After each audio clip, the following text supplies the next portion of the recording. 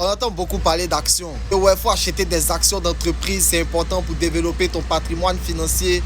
Il faut investir dans des actions, actions à gauche, actions à droite, actions par-ci, actions par-là. Mais c'est quoi une action? Je suis Jojo SCI, Jojo Côte d'Ivoire, Joseph Anoblé, ça dépend de comment tu veux m'appeler. Consultant en services financiers, spécialiste en lutte contre la galère. Désolé pour les bruits des alentours, je suis en bourse parce que c'est comme ça, je cherche l'argent. Aujourd'hui, on va parler des actions. Concentre-toi sur cette vidéo parce qu'il y a beaucoup d'informations importantes que tu vas avoir. Pour regarder le marché financier comme tu regardes le grand marché, comme tu regardes le marché forum d'Adjamé. Il y a différents produits. Il y a bœuf, il y a escargot, il y a lait, il y a sucre, tout ce que tu veux, il y a ça. Sur le marché financier, il y a des produits d'assurance, il y a des produits d'investissement et dans les produits d'investissement, il y a des actions, il y a des obligations, etc.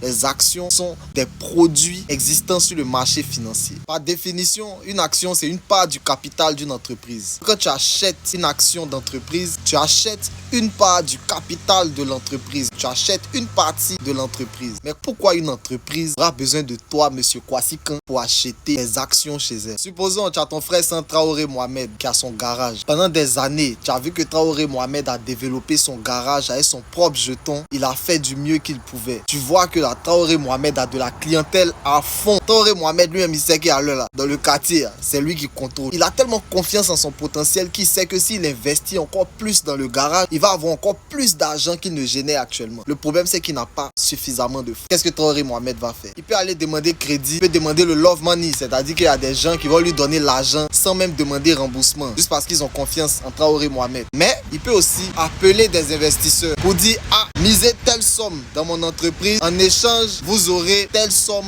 en termes de dividendes, en termes de retour sur investissement. Tous ceux qui vont décider de miser dans l'entreprise de Traoré Mohamed deviennent des actionnaires et ils vont acheter des actions, donc des parts de l'entreprise de Traoré Mohamed. C'est de cette même manière-là que quand une entreprise a besoin de financement, elle peut demander un financement, demander un prêt ou bien elle peut faire un appel à investisseurs. Quand une entreprise sollicite les investisseurs et que toi tu décides d'investir, d'accord, c'est bien, mais tu dois comprendre que là, une action que tu as achetée, c'est une part du capital de l'entreprise que tu as acheté. C'est pas crédit que tu as fait à l'entreprise, hein. Donc, si la société perd de l'argent, toi aussi, tes actions perdent de la valeur. Par conséquent, tu perds de l'argent. Si l'entreprise gagne de l'argent, toi aussi, tes actions prennent de la valeur. Par conséquent, tu gagnes de l'argent. L'entreprise peut décider de distribuer des dividendes. À ce moment-là, tu vas recevoir un certain jeton. Ça peut être mensuellement, ça peut être chaque 3 mois, chaque 6 mois, ça peut être par année, dépendamment de comment l'entreprise décide de distribuer les dividendes. Par contre, l'entreprise n'est pas obligée de distribuer des dividendes.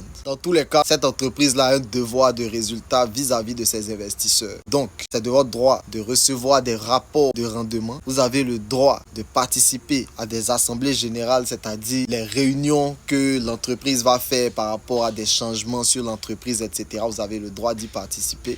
Et puis, vous avez le droit aussi de voter certains changements internes, etc. En conclusion, il faut savoir que acheter des actions, c'est un bon moyen pour toi de créer des revenus passifs. Néanmoins,